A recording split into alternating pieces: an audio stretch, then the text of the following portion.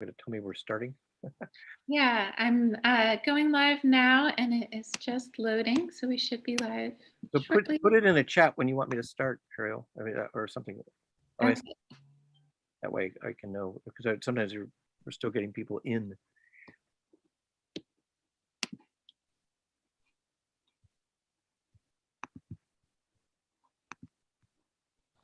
This also on Facebook too? We should be going live to Facebook, Twitter. Okay, and Facebook. Okay, good. I'll just mention that in my, even though this may be part of the thing. It's loading, so we should be live So shortly. put it in the chat when you.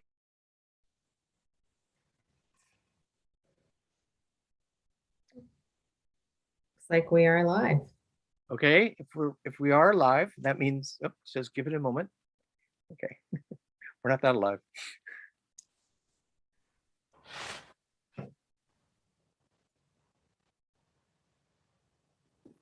We can banter, yes. I know that lets people know we are alive, or I've had people think the sound wasn't working, and then someone else puts in the chat, but nobody's talking. That's hopefully like, I can't hear. We can banter. Okay.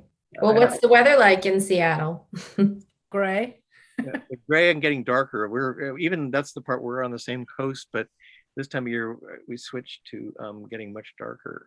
Yeah. And it gets more so. We're here. Yeah. Okay, I think that's the cue to go now. She's got our various platforms already.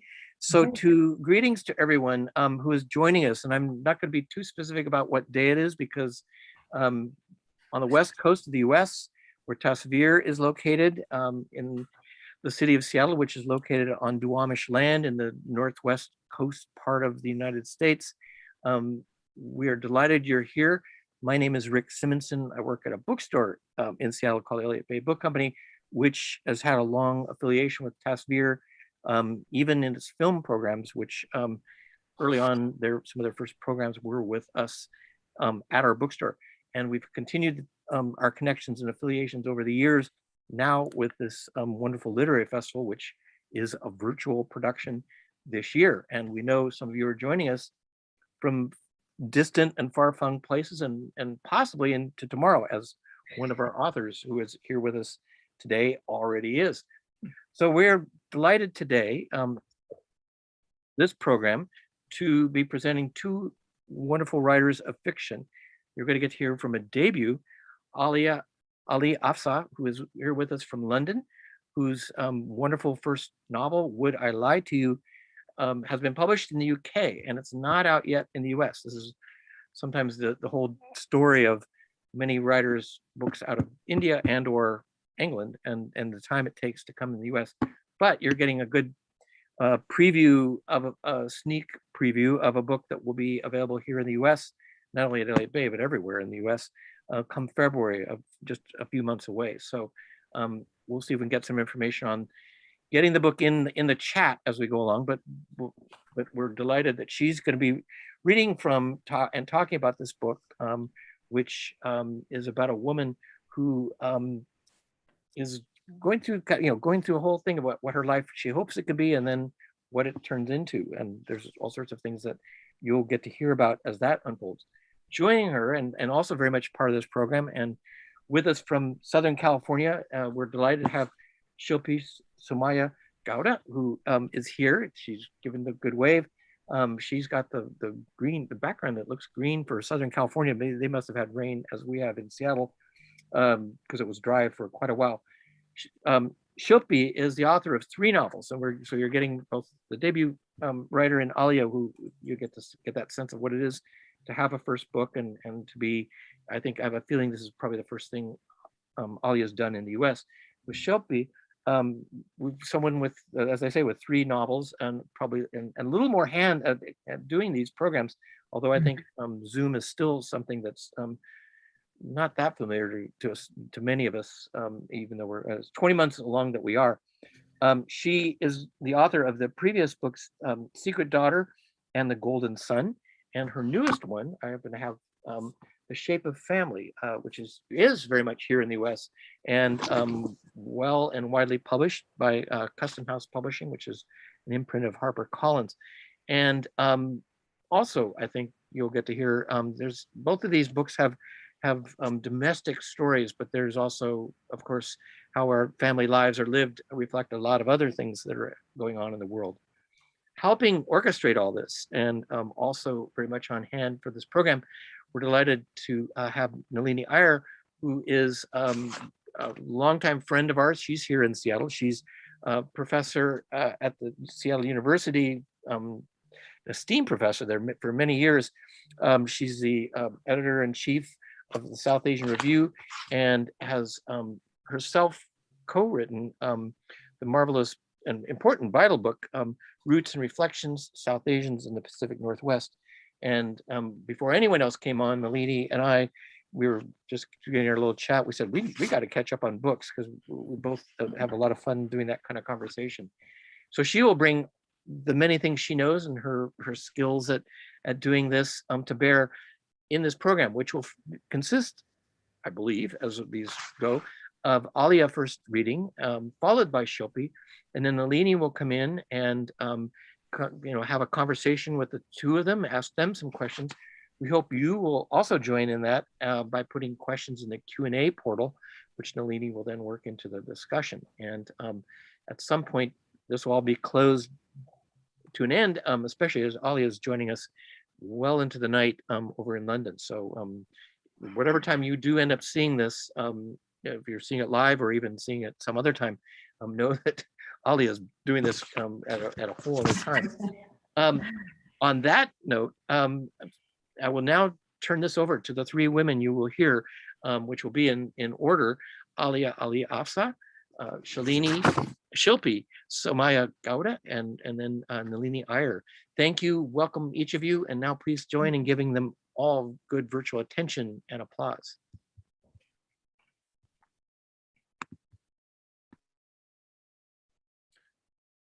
Alia, you want to get started? Sure. Yes. Yes. So I'm so happy to be here. This is my debut novel. It's called Would I Lie to You?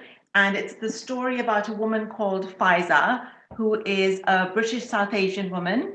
She's in her 40s. She lives in London. She's got a wonderful life. She's married to a man called Tom. And everything is lovely, except she's got this one big secret. And the secret is that she's been spending her family's savings, thinking that she'll put it back one day. And then when Tom suddenly loses his job, she has to replace the money before he discovers the truth. And I'm reading right from the beginning, actually from chapter 2. And Faiza has been spending the money, but she hates to look at bank statements. So when Tom tells her that, don't worry, if I've lost my job, we have our savings, we can live off that, her heart sinks, because she has no idea how much she spent. And this is the first time she's had to look at these statements. So I'm going to read from that. The emergency fund was the only account that I looked after. A couple of years earlier, Tom had moved the money to a new account with a better interest rate. He was in South Africa when the paperwork came, and he asked me to file it away. After that, he got busy at Apex, and as we weren't using that money, he never needed to see the statements. It had fallen off his radar and into my lap. I turned on the radio so that you two filled up the space left by my silence. I knew the balance would not be what he had on his spreadsheet. I also knew that I could never let him see the statements and find out that I'd been using our savings. Once we got home, I locked the bedroom door and retrieved the LK Bennett shoe bag from the back of my cupboard. I undid the knots on the nylon drawstring, my nails snagging as I struggled. Most of the money was still there. I was sure it was. I peeked inside the bag, full of statements, unopened and unread. I pulled out an envelope at random, ripping it open. Too scared to look at the statement directly, I squinted at it through screwed up eyes, holding it away from me at arm's length. I opened my eyes slowly. I needn't have worried. The balance from March, around 2 years earlier, was quite healthy. Relieved, I tipped a flurry of white envelopes onto the floor and started to open them one by one, looking for the latest statement to see how much we had in the account now. After a few attempts, I found it. My eyes darted to the balance, locking onto the figure. I kept staring at it until the numbers swam and became jumbled up. I held my breath. At first, I thought it must be a mistake, that I was reading the statements incorrectly. I ran my nail across the line, following the string of numbers with my fingertip. However many times I checked it though, the figure remained the same. There was nothing left. I had spent almost £75,000. I stuffed the ripped envelopes and roughly folded statements back into the bag. My arms felt like lead. I was breathing too fast, but I couldn't stop. I grabbed some sellotape and wrapped it around the bag several times over, so the fabric was almost completely covered with tape, and it was impossible for anyone to look inside. I hid it back in the cupboard, then stayed on the floor, hugging my knees to my chest and rocking myself. My mind was a blank. I wanted to run and keep on running. I pulled myself up, holding onto the bed. I went downstairs slowly, leaning on the banister. I watched Tom from the living room door as he sat on the sofa, watching Columbo in a pool of lamplight. He looked up and patted the seat next to him. "We haven't seen this one for ages. Come." He shifted and put his arm around me, making space on the footstool so that I could put my feet up next to his. I put my arm across his stomach and pressed myself into his side. I stared at the colors and shapes on the screen, not hearing anything. We checked in on the children before we went to bed, for a change together. The boys were asleep and Sophia was finishing off an essay in bed. I put away phones and books and hung up sweatshirts and school ties, dropping a kiss on Sophia's head despite her, "Go away, Mum." All the time, my mind was screaming, what have I done? I watched the boys as they snuggled in soft, heavy duvets, sleeping towards the future we had promised them, the future I had taken away. As I brushed my teeth, Tom came up behind me. He grinned and put his arms around me. I covered his hands with mine. They had not changed at all over the years, and I stroked the golden hairs on the back. "Screw the job. At least we still have each other," he said. I looked at us in the mirror and smiled. That's all we need. I glanced down, hiding behind my individually attached lash extensions, so he couldn't see the look in my eyes. Tom fell asleep almost immediately. I tried to calm myself.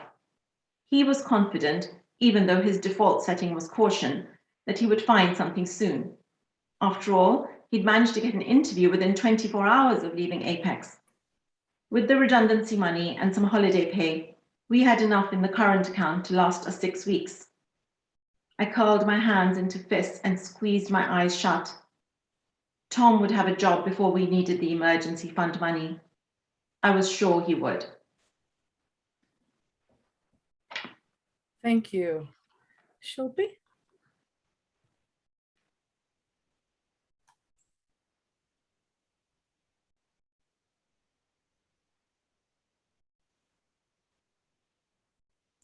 You need to unmute. That's the catchphrase of 2020 and now 2021.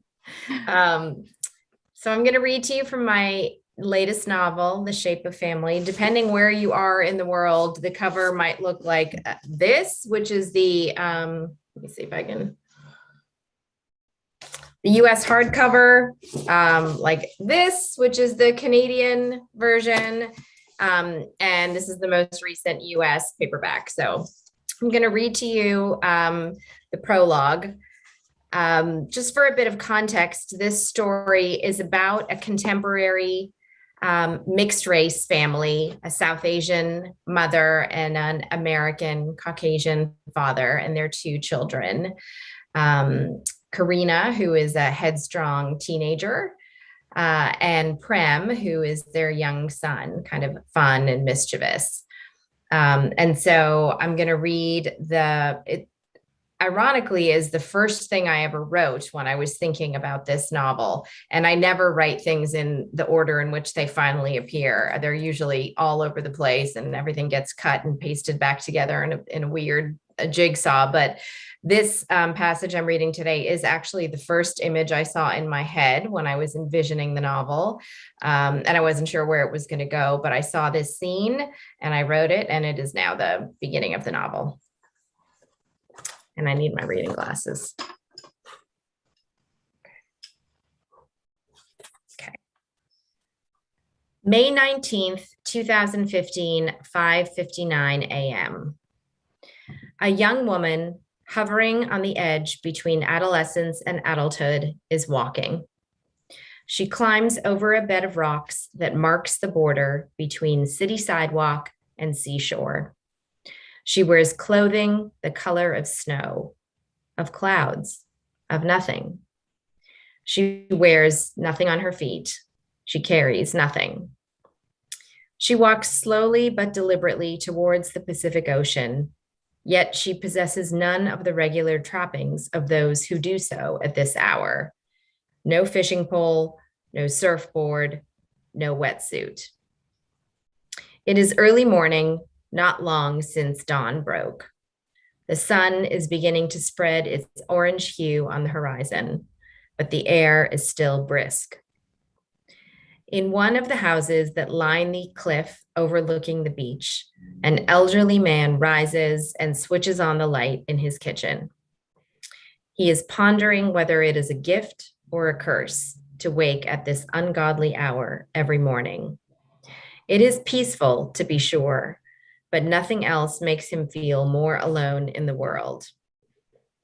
As he fills the kettle at the sink, he looks out the back window, as he does every morning. There are a few people out at this hour, usually an intrepid jogger or a dog walker.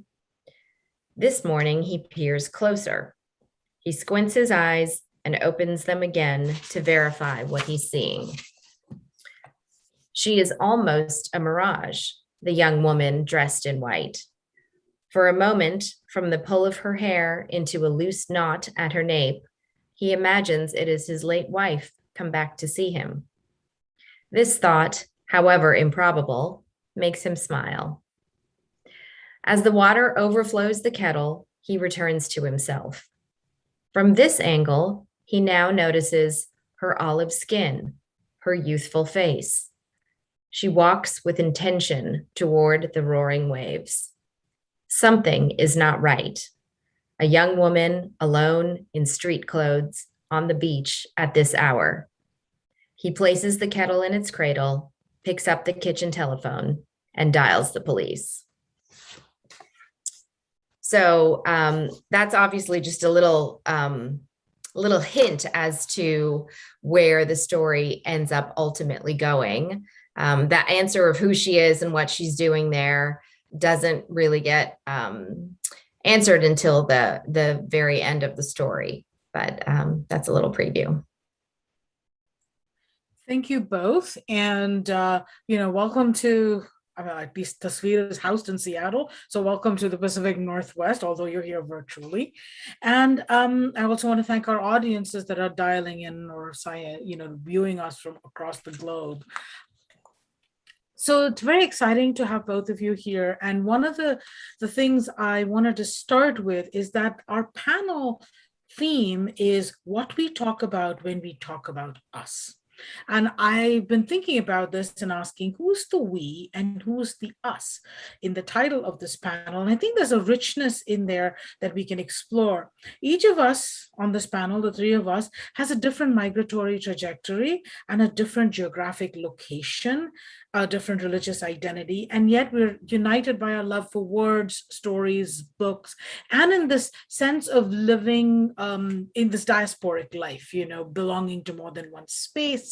And so forth. And it's that idea of what or who this diaspora is that I think would be a helpful place for us to start. So I wanted to ask each of you to sort of reflect briefly on the idea of the us and the we in the title of this panel.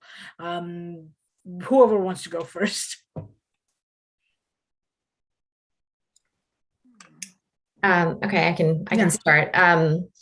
Yeah, this is a really interesting question, and it kind of comes up, over and over.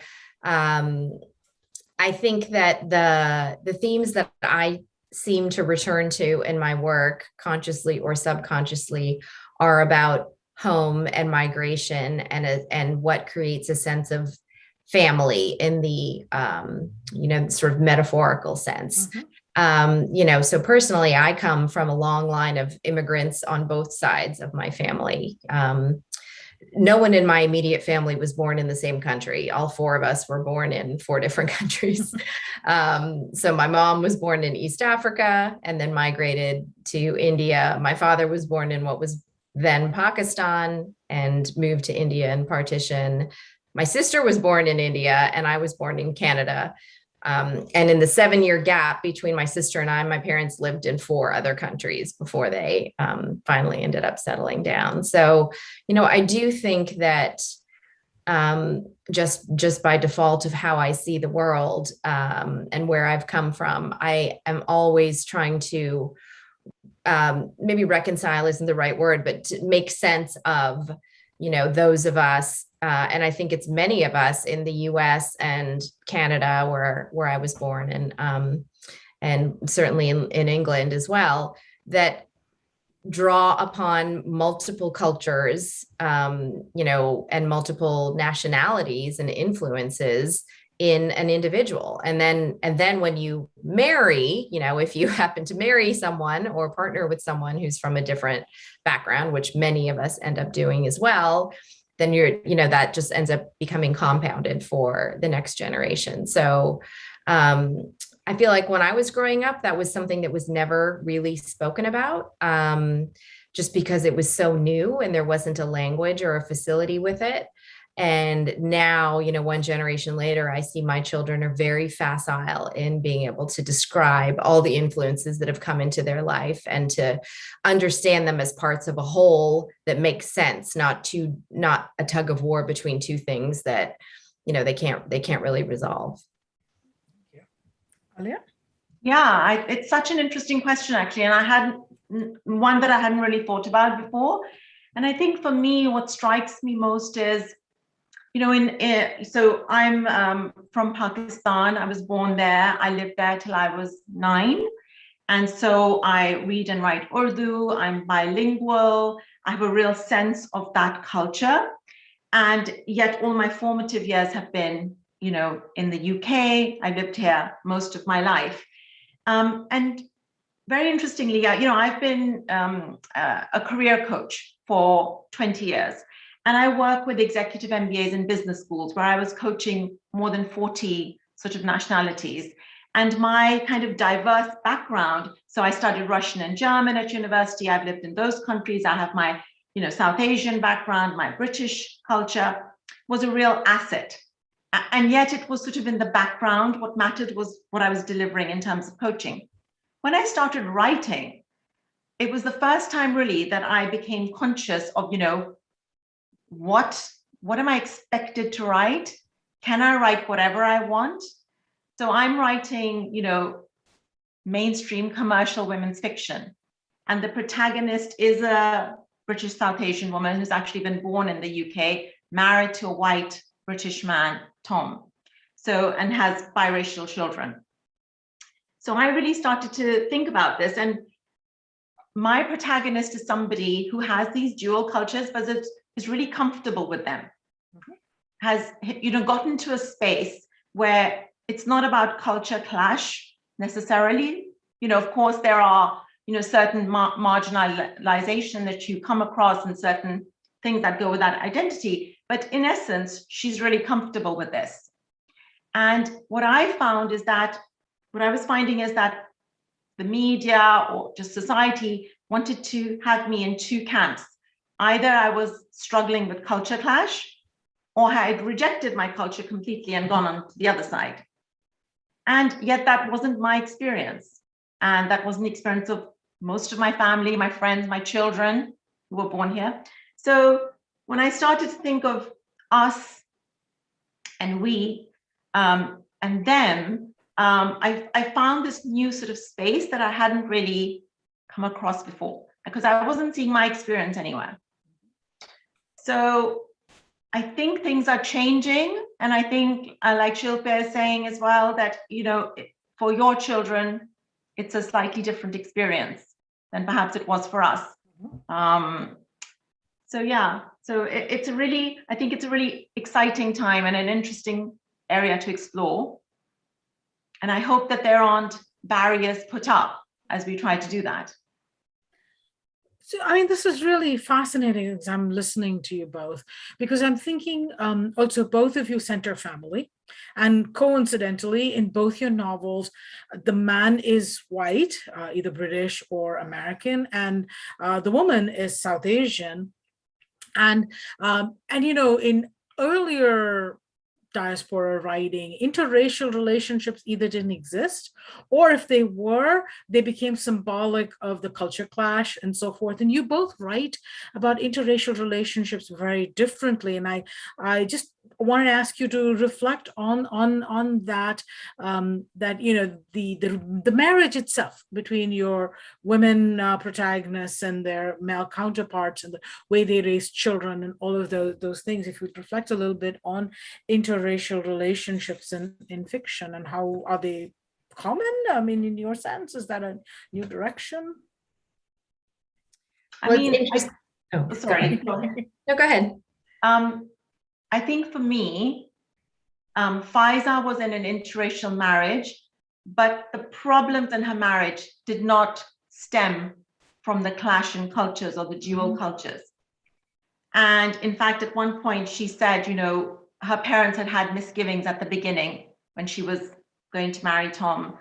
And she said, these sort of doubts stayed with me as I walked down the aisle. And she never thought her problems would be because of cash, not culture, So for me, I think that was another thing that I noticed, because in my family, in my friends, there are plenty of interracial marriages, and it's not a big deal. The very traditional Desi parents, in my experience, have embraced, after the initial misgivings, everybody's okay, nobody's been disowned, people are finding their way. And yet I couldn't see that anywhere. And so for me, that, after a few years, they've been married a long time, Tom and Faiza, they've been married 20 years. After the initial adjustments, that is not the issue for them or for their parents. And I was really drawing a lot on my experience amongst my circle for that. And it's interesting because I have had, in my first novel also featured an interracial marriage between the opposite way, between a South Asian man and an American woman. And in the time of the story, they got together in the late 70s in California. And in studying that time period to make the story accurate, it was a very different time. I mean, it was a time when people would stare at a couple walking down the street. And this particular couple decided to adopt a baby from India who ended up looking like one parent and not the other. And the conventional wisdom at that time across America was that children adopted from other countries should be assimilated to American culture as quickly as possible to make them feel comfortable. And that created a whole host of problems. And we are wiser now, 40 years hence.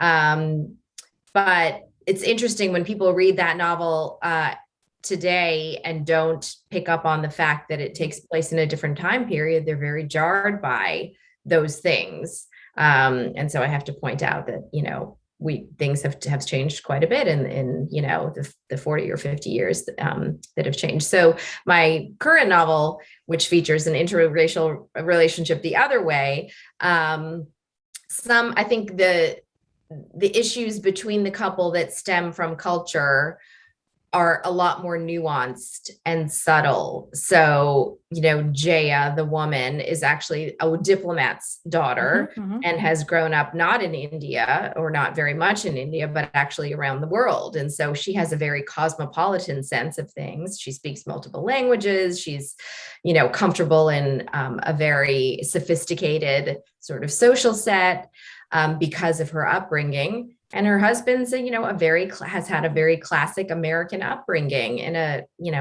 very American town. And so those things create different expectations for them, but I would say they're much more layered and nuanced than just she's from India and doesn't eat meat, and he's from America and loves barbecue, which is, what you might have seen 30 years ago in a representation of that kind of a couple. So it's actually been enjoyable for me to explore that from different angles, and also over time to be able to look back and see how much things have changed in my lifetime. I think I just wanted to add as well that in my book, that cultural issues tend to come up with the children, the biracial children, and that's where they experience it. And so, for example, when her children were small, Faiza was sort of with a pushchair with a fair-skinned child. She would often be mistaken for the nanny by the other rich white mothers. And her daughter, for example, looks very British. You can't see her Pakistani heritage. And her name is Sophia Saunders. And she overhears some of her friends talking in a very derogatory way and, kind of racist terms, not knowing that this is her heritage. So there are complexities around that. And so also in your book with the children, Shilpi, right, with Karina sort of struggling to figure out her space as a biracial child. I don't know if you wanted to add something around children and biracial identities. Yes, and that's another sort of nuance that is happening, over time as there are more and more multiracial families. I mean, we know this is a big phenomenon in the US. It was called out in the latest census, that many, many more people see themselves as multiracial or biracial now. And so that's an entirely new category, right? And it's different for everyone, because everybody can have a different makeup and feel more aligned, with one culture or another, or they may identify with a part of their racial composition that doesn't align with their, with what they look like to the outside world. They may look more white, but identify more Black. And where does that put them? So I think, again, it just sort of creates levels of complexity that sort of smudge the issue a little bit, and in my case, the two siblings always felt like they had a really strong bond, because although there were, Hispanic kids and Black kids and Chinese kids and Indian kids at their school, they were the only two, with this particular combination of races. And they really bonded. I mean, it made them feel like they were kind of in a club of two. And that ended up being part of the, what tied them together in their sibling relationship, was feeling like they were in it together. So one of the other, as a literary scholar, I can't help but think historically in terms of the phases in which South Asian writing has evolved. And both your novels are very, for me, squarely 21st century novels. And in fact, you mark that. Like Shilpi, your novel, one of the big events is 9/11 and the way Jaya freaks out because her husband might have been in New York if the timing had been a little different.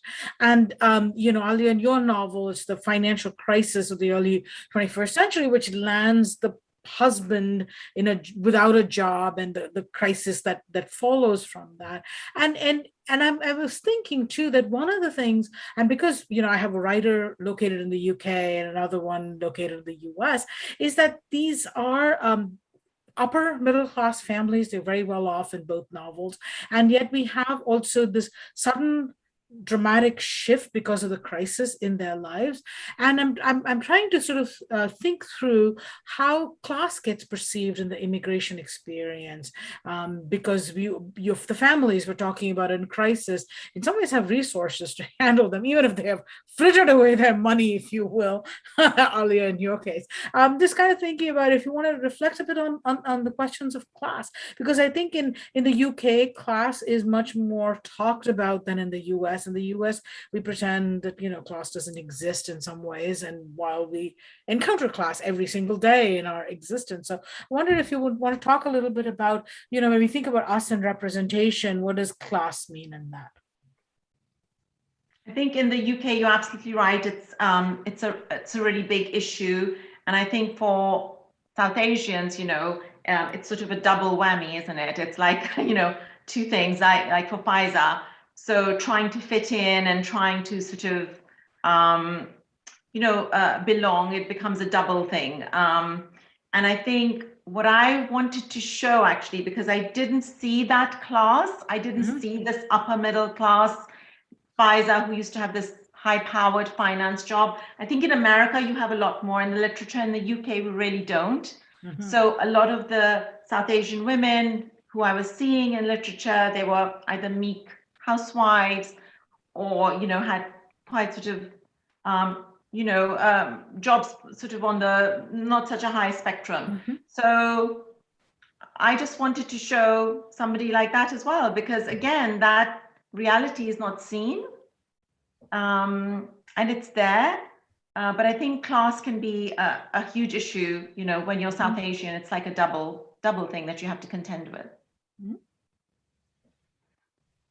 Yeah, I think I've always been really fascinated by socioeconomic class, and it plays into, certainly my first novel quite a bit, because I explore the idea of what it means to be a boy or a girl born in India, and how your life may change if you're, one or the other.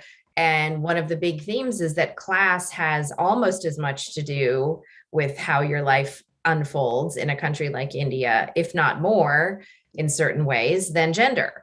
And so, the lack of social mobility and the really vast underclass in India, I think is something that I hadn't read about either in Indian or immigrant fiction, because again, who's doing the writing?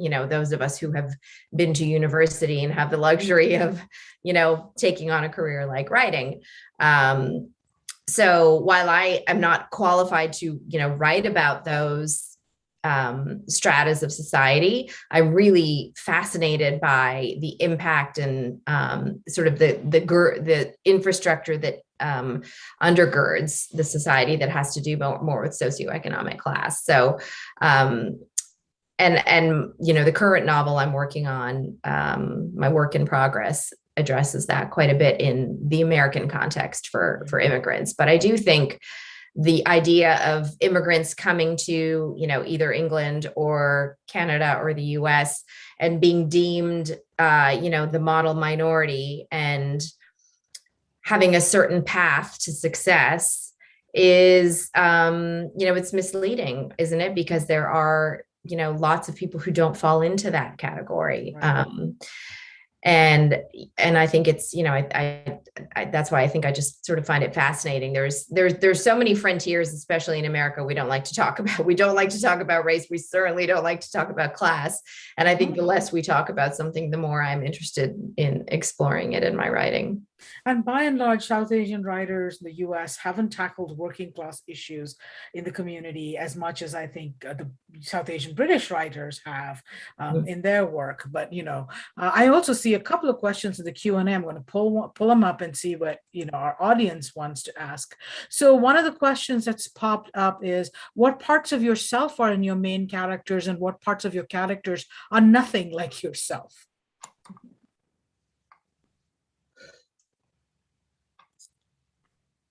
I think I used bits of my experience, not necessarily my character. So my experience of going back to work after I had my children after a big break. And I think that instinct, that maternal instinct, perhaps to protect your family, whatever happens. So that really drives Pfizer, because Pfizer almost loses touch with what is possible and not possible. It's kind of like a survival mode that she goes into. And I think that I am kind of that kind of mother who will just go out and do whatever needs to be done to protect my children. Yeah. I recognize that tigress entity thing with her. Yeah. Shilpi?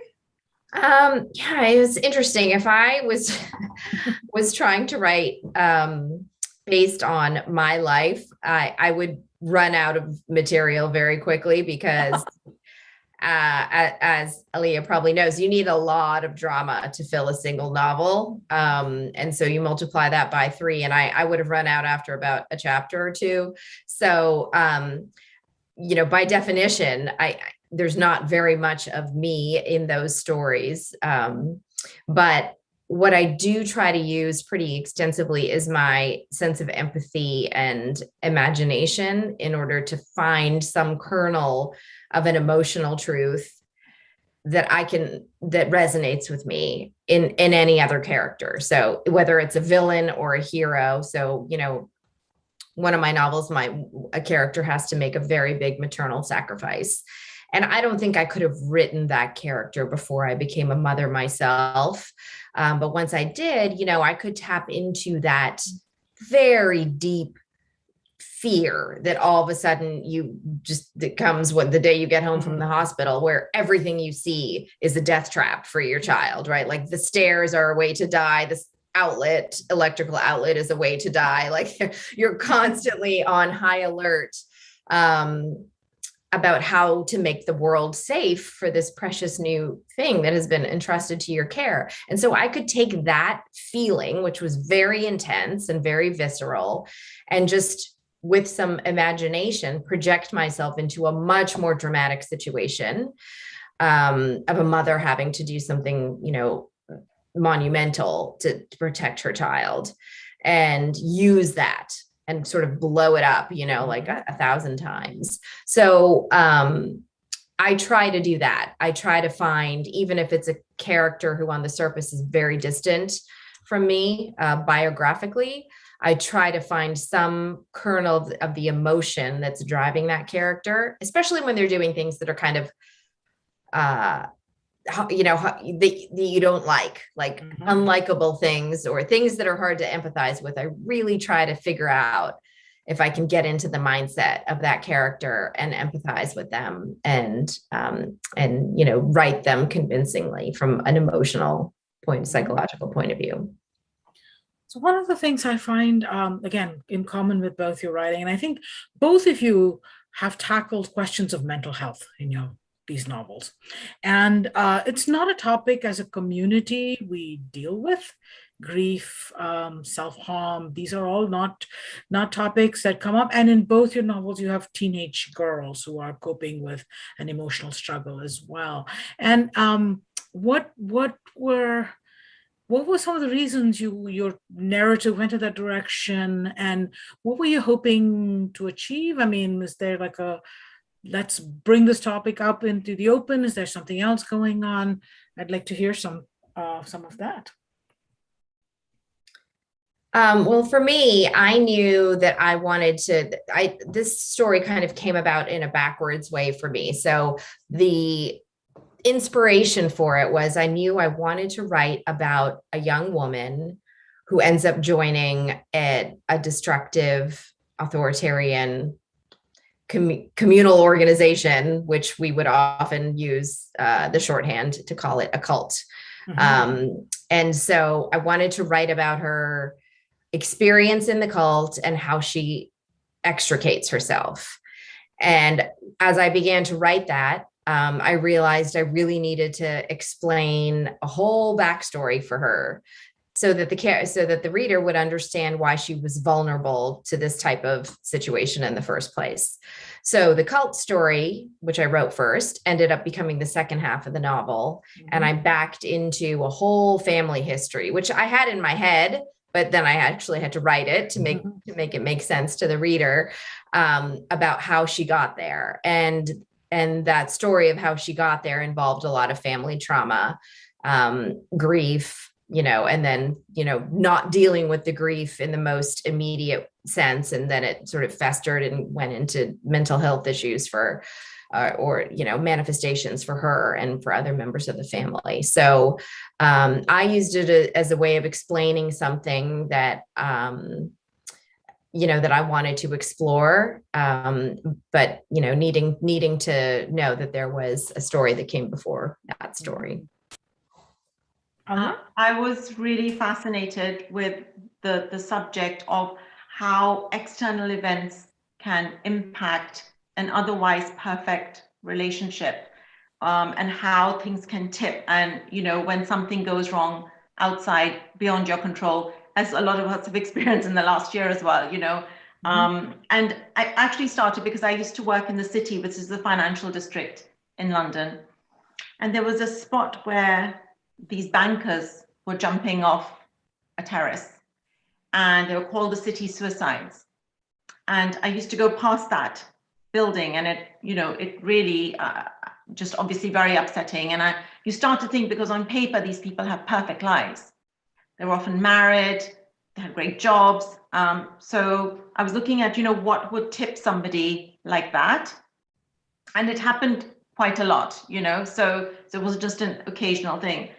And with the impact of, say, the financial crisis, or this, what impact it had not only on Tom psychologically, but on the relationship, because they had a really good, solid relationship, and yet this sort of triggered a whole chain of events. And then for Faiza, I was really fascinated because she is really happily married. She's in a very loving relationship. She has wonderful relationship with her parents. She has some really good friends. But when it comes down to it, this is a secret and a problem that she carries alone. And, whether it's to protect the people that we love, or her guilt, there are times when you just carry this. And I came across this in my job because as a career coach, we had confidential sessions where people would tell me if they had huge worries about perhaps money or something, and they would tell me, but they wouldn't share it with their partner. And so I know that people carry these things around, and I just thought, how lonely and how isolating can it be to have a situation like that? I think seeing those in fiction allows us to actually gives the people, the reader, especially a South Asian reader, permission to even think through that this is something larger. It's not my problem. It's not something to be kept private. Maybe I need to work with it, find help. So I thought that was particularly interesting and particularly important from a readerly community perspective to think about. I see we have another question in the Q&A, and audience members, please do start putting your questions up in the Q&A, and I'll pass them on to our speakers. So this question is, how has the immigrant fiction genre evolved over the years? Early immigrant writing revolved mostly around assimilation and identity. How has that changed or evolved? Well, Nalini, you're probably the most equipped to talk about that. Maybe you should start. Oh, well, I'm thinking here that, yes, the genre has evolved. And I think the 70s in particular, I'm thinking also people like Bharati Mukherjee and others who had to push their way into hey, recognize us. And I know Mukherjee is controversial for some of the things that she has said about immigrant identity and so forth, but it's really important is the fact that, becoming an award winner and so forth, she kind of brings the South Asian voice to the American market. And then we have, Jhumpa Lahiri, someone who was a baby when she came here, and the namesake, and you have the namesake has become almost paradigmatic, I would argue, of the immigrant fiction genre. I'm being really sort of hop, skip, and a jump here. And we have writers like Chitra Divakaruni and others, and there are those writers who live in the US, don't see themselves as immigrant writers. Amitav Ghosh, for example, does not see himself as an immigrant writer. So it's particularly interesting to think about who exactly is an immigrant writer, and often South Asian writers who see themselves as immigrant writers have a lot in common with other immigrant writers, maybe Arab American writers, or writers from Nigeria like Chimamanda Ngozi Adichie, for example. So it's a very interesting thing. And I think in both of you have been talking about around representation, assimilation, and identity. I'm particularly fascinated by what I think there is a turn in the 21st century that's seen in your writing, that we're conceptualizing ourselves as a community differently. It's not just about I'm caught between cultures, or as Salman Rushdie said in Imaginary Homelands, you fall between two stools, you're neither here nor there. And So it's a particularly interesting thing, but that's the professorial me doing a thing. But I'd like to hear from you as writers, and particularly maybe, I mean, do you see yourselves as immigrant writers? Do you see yourself as, how do you see yourself? How do you identify? If you had to give the booksellers a label as to where to shelve your books, how would you present it? God, it's such an mean, interesting question. sorry. I mean, I would answer it more as a reader almost than a writer, because I'm one data point.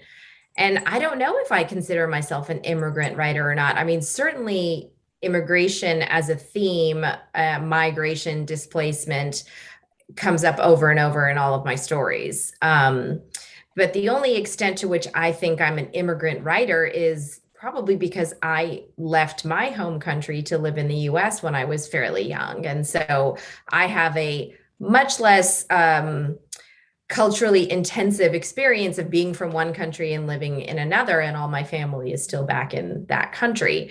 But it's not as stark a contrast as, Asia to America, or to Europe. So, but I think as the experience of South Asians in Western society changes throughout the years and throughout the generations, so too does the fiction that represents it. So I remember reading, the first, crop of Indian women, right? The Anita Desai and that whole crop of writers, and loving their stories.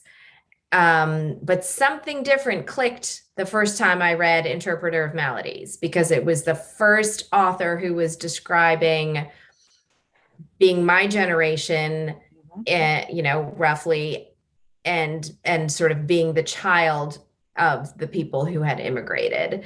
And there was some very important cog that fell into place in my brain that said, oh, my stories are worth telling. Like, someone might be interested in reading what I have to write. And so, and I think now, 20 years hence from when I first read that book, you're very correct. There are many South Asian authors, and I think my most recent book probably falls into this category, that are writing about contemporary society where culture is but one element of the overall story, and class may be a bigger issue, or gender, or whatever the current issue of the day is, financial security, or so I think as our experience evolves, as a diaspora, I think the fiction sort of migrates to to follow it and reflect that. Alia? I think it's about definition, like you were saying, and how people identify as themselves. And I think for me, the really interesting part of my experience is that the true sort of immigrants, as I see them, say my parents, their generation, their culture is still present in my life, in my children's life. And so it comes into my fiction. So I'm not necessarily exploring it or examining it, but it's a richer context. Let's put it like that. So it's not a problem, but it adds a real richness. So you see it in this book, in Would I Lie to You, with Faiza's parents, and the food, which is always a big thing, the food and the clothes and just the general sort of things that they talk about. And in my work in progress as well, we actually have a young woman who's planning her wedding at the same time as she's helping her grandmother, her nanny, to plan her funeral. And the nanny is telling her tales about, when she had her wedding and growing up. And so for me, it's adding that extra sort of context and a really interesting perspective. So this is a question I like asking a lot of writers. Who do you read? Who, if any, influences you? What writers grab you? Oh my God. I love a lot of sort of contemporary domestic thriller, psychological thriller. So I'm a big fan of people like Leanne Moriarty and Adele Park. So I do love contemporary commercial women's fiction. and I love page turners. So I'm a real sort of, I love that. And then at the same time, because I studied Russian literature, German literature, so that has always been sort of my first love. But I'm really eclectic as well. But my go-to thing is give me a page turner, give me Leanne Moriarty, I'm happy. Oh yes, those are my bedtime readings as well. No South Exactly. Asian diasporic writing. That's work. Shilpi? Oh my gosh, I could not read that stuff before bed. I would have nightmares. So I really enjoy, I would say, stories of culture, where culture is a pretty big element, whether it's South Asian or African or Middle Eastern or, another culture I don't know that much about yet. So, I would say over the past couple years, I've really enjoyed some African immigrant writers. So, the Americana, that category of things. Jesse's books.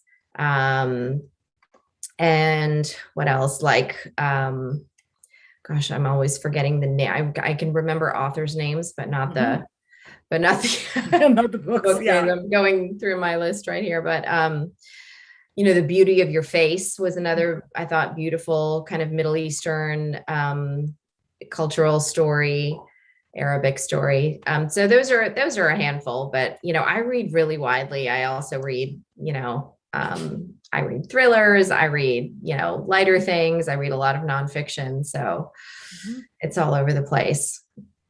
So we've got a few more minutes left. So I assume we have aspiring writers in our audience. I can't see them, so I have no clue who they are. But as writers who have, you're a debut novelist, you've got 3 novels, a 4th one in the works. What advice would you give aspiring writers or even established writers about the publishing marketplace, writing, anything like that? Well, I only started writing in my late 40s, and I got a book deal after I was 50, and I felt really guilty writing because there was no guarantees of success. The odds were against me. But I would say if you want to write, just go ahead and write. My agent, who I submitted to, got 6,000 submissions queries a year and took on 10 authors. If I had thought about the odds or any of it, I would not have done it. So I think write for the pleasure of it, and just keep going, because if you love it, it's worth doing. I'm glad I didn't give up. Mm-hmm. Yeah, I second that. Actually, I probably would not have started writing if I knew rationally. I wouldn't have. I came from a business background. I was working with numbers all the time. If I had known, what the gauntlet was going to be like to get published, I wouldn't have embarked on that either. But I did it because it was a passion that I sort of wanted to pursue, and I wanted to prove to myself or see for myself if I could or could not finish a book, finish writing a novel. So I love the process of it, and I still love the process of it, 4 books in. But I think, my best advice is that you can write whenever you have time to write. You don't need a month-long writing retreat. You don't need a full open weekend. You don't even need a full open, day. I wrote almost my entire first novel between the hours of 5 and 7 a.m. before my children woke up in the morning. And then I did my normal job during the day. So, I didn't get a lot of sleep, and I was younger, so that was probably okay. But, and it took a while. It took longer, probably than it would have if now I can sit down and write all day. But I think if you love it, just do it. And, then you'll have a product that you're proud of.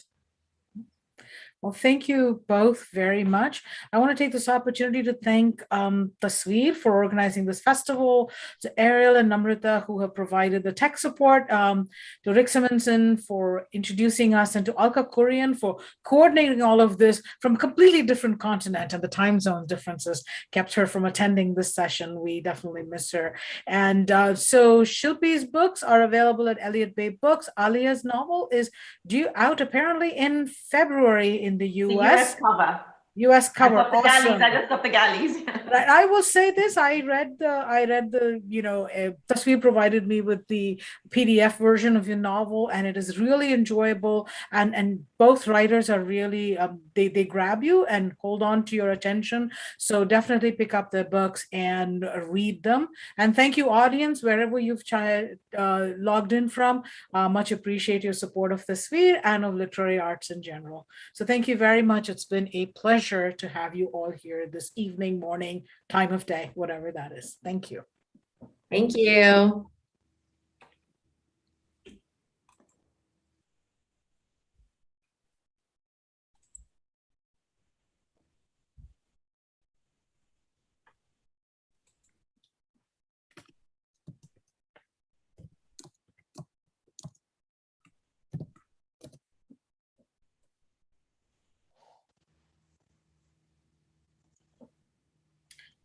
Right. Adios. We can log off. Are we out? Thank you Yeah, so we're much. out. Lovely Thanks a to lot, meet both you of you. both. It's such a great job. It was a lot of fun to chat with both of you.